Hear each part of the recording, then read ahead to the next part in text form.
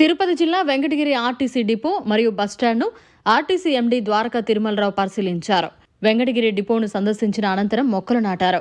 తదుపరి విలేకరుల సమావేశంలో మాట్లాడుతూ వచ్చే నెల కూటమి ప్రభుత్వం ఇచ్చిన హామీ మేరకు మహిళలకు ఉచిత బస్సు సౌకర్యం కల్పించనున్నట్లు వివరించారు. ఇందుకోసం రాయలసీమ పరిధిలోని అన్ని డిపో మేనేజర్లతో సమావేశం నిర్వహించినట్లు తెలిపారు. రాష్ట్ర వ్యాప్తంగా ఎలక్ట్రికల్ బస్సులు నడిపేలా ప్రభుత్వం నిర్ణయం తీసుకుందని, ఇందుకోసం సీఎన్జీ బ్యాటరీ బస్సులు నడుపుతున్నట్లు చెప్పారు. 1300 ఎలక్ట్రికల్ బస్సులను కొనుగోలు చేసేందుకు ప్రభుత్వం నిర్ణయం తీసుకోవడం జరిగిందని తెలిపారు. రాబోయే రోజుల్లో కాలుష్య నివారణలో భాగంగా ఈ తరహా బస్సులు నడపనున్నట్లు తెలిపారు. వెంకటగిరి ఆర్టీసీ బస్టాండ్లోని బస్సులు పెంచుతామని, సరైన వసతులు కల్పించే దిశగా ప్రభుత్వం కృషి చేస్తోందన్నారు. వెంకటగిరి ఆర్టీసీ బస్టాండ్లోని బస్సులు పెంచుతామని, సరైన వసతులు కల్పించే దిశగా ప్రభుత్వం కృషి చేస్తోందన్నారు. ఈ సందర్భంగా జనసేన నేత తోట కృష్ణయ్య మాట్లాడుతూ వెంకటగిరి నుండి చెన్నై, కడప, తిరుమలకు బస్సులు నడపాలని కోరారు. ఈ కార్యక్రమంలో ఆర్టీసీ సిబ్బంది పాల్గొన్నారు. ఈరోజు తిరుపతి జిల్లాలో భాగమైనటువంటి ఒకప్పుడు నెల్లూరు జిల్లా ప్రాంతమైనటువంటి వెంకటగిరి డిపో సందర్శించడం జరిగింది. మనం అక్కడ ఉన్న వెంకటగిరి డిపోలో ఉన్నాం. చాలా కాలంగా అనుకుంటా ఉన్నాను వెంకటగిరి, వాకాడు ఇంకా చుట్టుపక్కల కొన్ని డిపోలు వెళ్ళాలని. వాళ్ళు రావడం జరిగింది. ముఖ్యంగా ఇంకొక కొద్ది రోజుల్లో మహిళలకి ఉచిత బస్సు సౌకర్యం కల్పిస్తున్నటువంటి రాష్ట్ర ప్రభుత్వం తీసుకున్న నిర్ణయం ప్రకారం మేము అన్ని ప్రాంతాల వారిని, అంటే జోన్ వైజు, ప్రతి జోన్ అంటే ఇది జోన్ 4 అంటారు, రాయలసీమ జోన్ సంబంధించి అందరు డిపో మేళాలతో రేపొద్దు ఒక మీటింగ్ పెట్టి వాళ్ళందరికీ దిశానిర్దేశం చేయడం, ఏ విధంగా దీన్ని అమలు పరచాలి, ఈ స్కీమ్ ఎలా అమలు జరగాలి, ముఖ్యంగా మహిళలకి ఏ విధంగా సహాయపడాలి, వాళ్ళకి ఇబ్బంది లేకుండా మనం చేయవలసిన అన్ని చర్యలు కూడా చెప్పడానికి ఆలోచించడం జరిగింది. అందులో భాగంగా వస్తూ ఇవాళ వెంకటగిరి, వాకాడు 2 డిపోలు కూడా సందర్శించడం జరుగుతుంది. ఇది ప్రస్తుతం తీసుకున్న నిర్ణయం, అనుకుంటున్న నిర్ణయం ప్రకారం జిల్లాకి పరిమితం కాకుండా జిల్లా దాటి కూడా వెళ్ళే అవకాశం ఉంటుందని అనిపిస్తోంది. మీకు ప్రభుత్వం ఉత్తర్వులు రావాల్సి ఉంది, కానీ మనకు ఉన్నటువంటి సమాచారం ప్రకారం కరెక్ట్గా జిల్లా పరిధి అంగా ఆపేయకుండా ఆ బస్సు వెళ్తున్నట్లయితే, అంటే ఉదాహరణకి విజయవాడ నుంచి రాజమండ్రి వెళ్తున్నట్లయితే అది మధ్యలో విజయవాడ కృష్ణా జిల్లా అవుతుంది. అంటే ఎస్ట్వైల్ జిల్లా తీసుకుంటే కూడా మధ్యలో ఏలూరు వస్తుంది, అంటే పశ్చిమ గోదావరి జిల్లా వస్తుంది. ఆ తర్వాత రాజమండ్రి, పాత తూర్పుగోదావరి జిల్లా వస్తుంది. ఆ అడ్డంకి వెళ్ళకుండా మహిళ ఎక్కినట్లయితే ఆ పల్లె వెలుగు బస్సు అక్కడి నుంచి అక్కడ దాకా వెళ్ళినట్లయితే అది వెళ్ళ వచ్చే అవకాశం ఉంటుంది అని అనుకుంటున్నాం. ఇంకా ఉత్తర్వులు అందాల్సి ఉంది. అదేవిధంగా ఏ బస్సులు ఏ ప్రోడక్ట్స్ వస్తాయి కూడా ఇంకా ఉత్తర్వులు రావాల్సి ఉంది.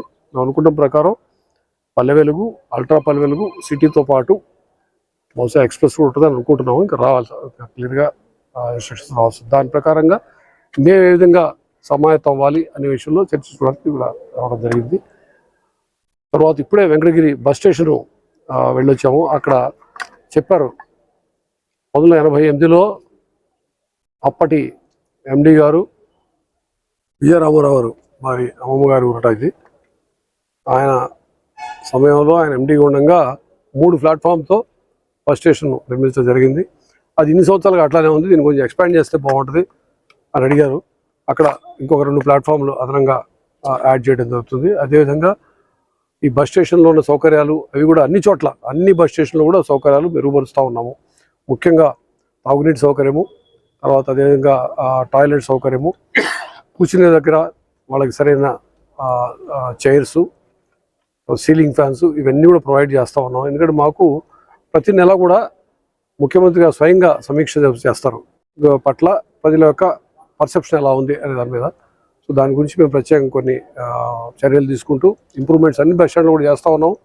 ఇదంతా పూర్తిగా కార్యరూపం దాదాపు ఒక 2-3 నెలలు పట్టచ్చు అని. ఎందుకంటే ప్రతి చోట కూడా బస్ స్టేషన్కి పెయింట్స్ చేయమని చెప్పాము.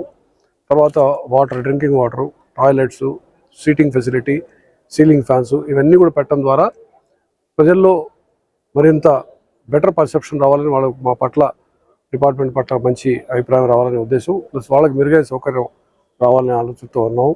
అదేవిధంగా వీళ్ళంత త్వరలో ఇప్పుడు మనకు ఒక 750 ఎలక్ట్రిక్ బస్సులు శాంక్షన్ అయి ఉన్నాయి. అవి కాకుండా ఇంకొక 600 ప్రయత్నిస్తున్నాము. అవి కూడా వచ్చినట్లయితే 1350 బస్సులు ఇమ్మీడియట్గా మనకి వీరంత త్వరలో రాష్ట్ర ప్రభుత్వం కొంత కేంద్ర ప్రభుత్వ సహాయంతో రాబోతున్నాయి. అవి కాకుండా ఇక కొనబోయే బస్సులన్నీ కూడా ఎలక్ట్రిక్ బస్సులే కొనాలని చెప్పి ముఖ్యమంత్రి గారు ఆదేశాలు ఇవ్వడం జరిగింది.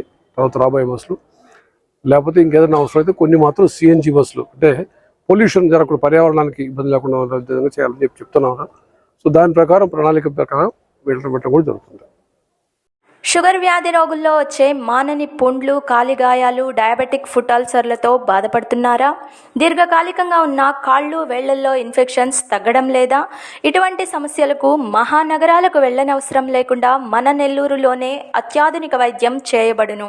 కాళ్ళు, వేళ్లు తీయకుండా అత్యాధునిక పద్ధతిలో వైద్యం చేయబడును.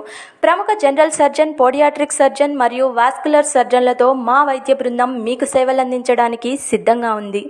సంప్రదించండి. బాలరెడ్డి హాస్పిటల్, పొగతోట, నెల్లూరు. సంప్రదించవలసిన నంబర్లు 6303414303, 08614004802. మరిన్ని అప్డేట్స్ కోసం మన HN9 టీవీ ఛానల్ని సబ్స్క్రైబ్ చేసుకోండి.